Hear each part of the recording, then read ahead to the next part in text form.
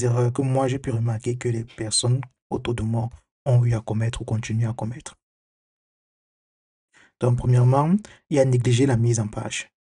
Lorsque tu fais ton CV, c'est très très important de réfléchir à une bonne mise en page pour que ton CV soit facile à lire, qu'il ne soit pas touffu, qu'il soit fluide. Donc, ton CV doit tenir sur 1 à 2 pages, premièrement. Dans des cas assez particuliers, tu peux te retrouver à tomber sur 3 pages, mais il y a un trick par rapport à ça. Mais tu dois te rassurer que la première de page de ton CV suffisent à elles-mêmes comme CV. Maintenant, les autres pages qui vont suivre sont des pages complémentaires avec des informations qui ne sont pas très professionnelles. Par exemple, qu'est-ce que tu as fait à l'école, quels sont tes projets personnels, quels sont tes actes de bénévolat, et ainsi de suite. Également, il doit utiliser 2 couleurs au maximum. Donc, ça ne doit pas être un CV avec un tas de couleurs multicolores, le rouge, le vert, le violet mélangés, ainsi. Non. Tu dois avoir quelque chose d'assez propre, d'assez lisible, d'assez sobre. Et avoir une seule police de caractère, très très important. Certaines entreprises ou bien certains managers sont à cheval par rapport à ça. Par exemple, en tête, tu utilises le Time New Roman.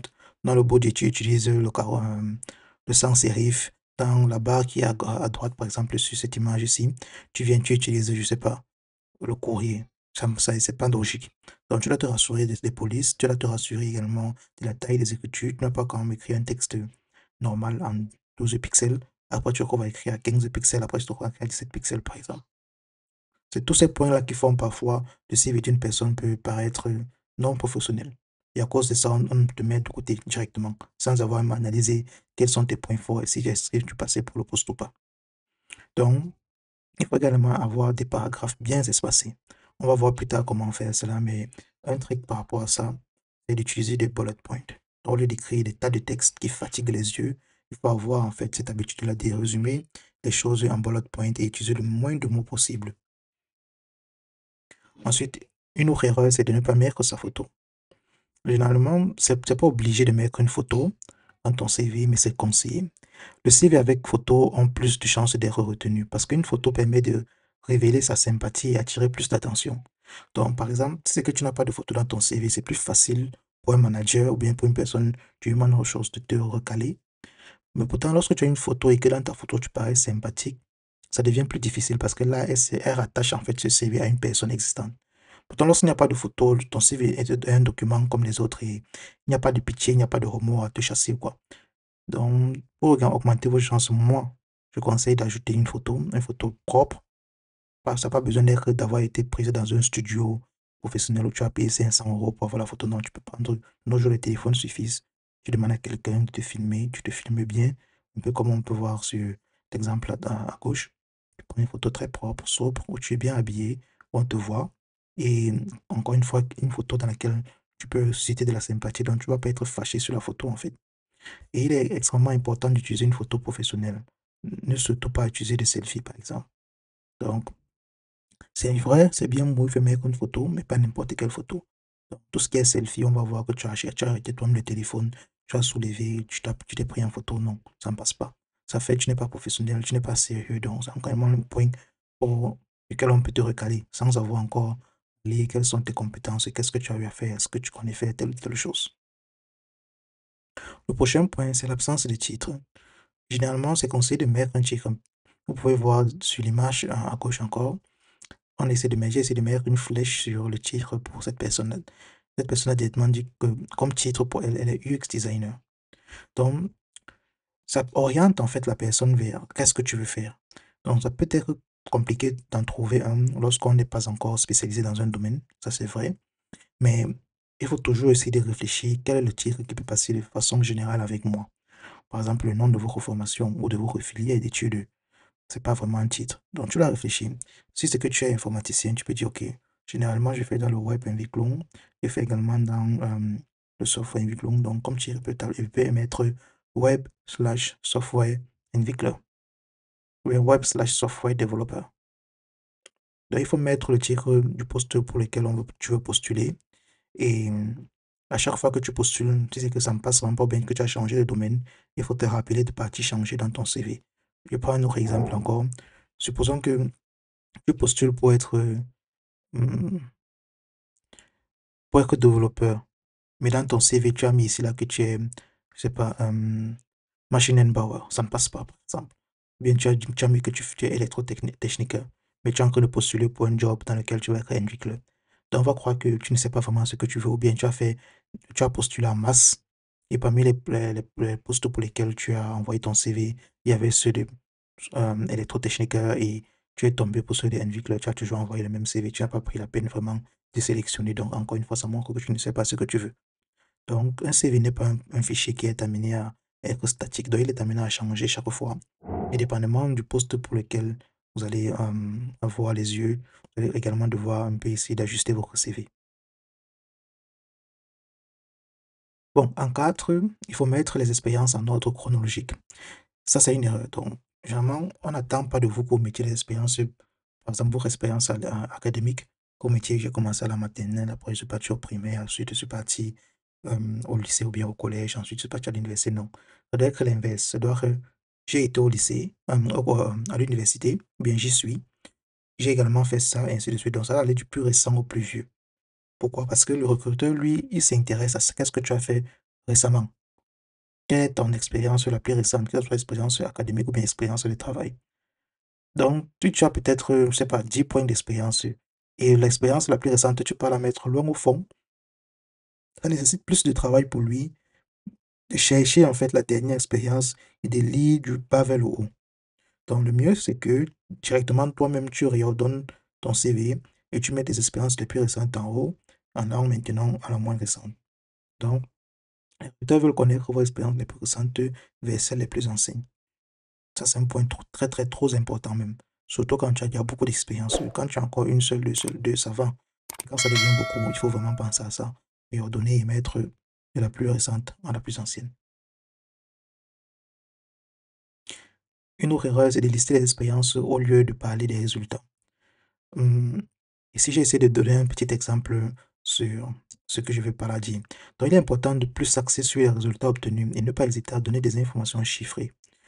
Petit exemple, création d'un script automatisé qui ont permis à l'équipe de comptable de réduire de 20% le temps de saisie des factures. Lorsque tu mets quelque chose comme ceci, il voit création de script. Donc là, c'est ce que tu as fait pour automatiser quelque chose. Et il voit également des chiffres tacites, en fait, des chiffres fixes que tu as réduit de tel pourcentage le temps de saisie et tout. Donc pour lui, c'est plus parlant que de venir juste te dire et création d'un script automatisé ou bien codage d'un script automatisé avec JavaScript. C'est pas, c'est trop générique. Donc, pour essayer parfois de se démarquer, il faut parfois donner des chiffres ou bien essayer de voir comment tu peux formuler ton expérience pour qu'elle soit la plus parlante possible. Une autre erreur, c'est de faire un CV trop long, trop dense. Il faut absolument et uniquement mettre des données en lien direct avec le poste visé. Encore, ça revient au cas de CV générique dont on parlait plus tôt. Donc, lorsque tu fais un CV, c'est un document qui doit être amené à changer. C'est que tu postules, les postes que tu cherches sont tous dans le même secteur d'activité. Ok, dans ce cas-là, tu n'as pas besoin de changer ton CV régulièrement. Mais si tu sais que, ok, je vise 4 domaines d'activité, il serait judicieux de faire un CV pour chacun des domaines. Généralement, il n'y a pas une trop grande différence dans chacun de ces CV-là. Euh, Tu vas juste peut-être changer ton titre, essayer peut-être de retirer certaines petites choses, mais c'est pas trop grande chose. Mais c'est important d'avoir toujours des CV pour différents postes. Ça, c'est dans le cas où tu postules pour différents domaines.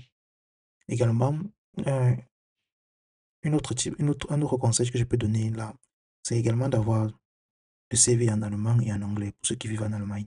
Moi, c'est toujours ce que j'ai toujours eu à faire. Aujourd'hui même, je pense que mon CV, je marche plus avec le CV en anglais.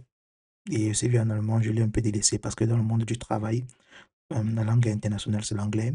Et la plupart de mes collègues également, qu'ils soient allemands ou bien qu'ils soient chinois ou bien indiens, parlent l'anglais. La raison pour laquelle je continue à marcher avec le CV en anglais. Mais lorsque j'étais étudiant, je marchais toujours avec les deux CV. Quand je marchais, genre, je m'arrangeais toujours à actualiser les deux CV, allemand et anglais. Et lorsque j'arrivais dans une entreprise qui était vraiment avec une culture purement allemande, j'ai envoyé le CV en allemand. Et lorsque ce sont les entreprises un peu plus internationales, qui avaient des cultures un peu plus ouvertes, j'ai envoyé celui en anglais. À moins qu'ils ont vraiment précisé qu'ils veulent le CV en allemand. Donc, par rapport au CV qui est trop long, le recruteur veut voir en quelques secondes que vous avez toutes les compétences requises pour le poste en question. Et pour ça, on verra plus tard comment organiser son CV.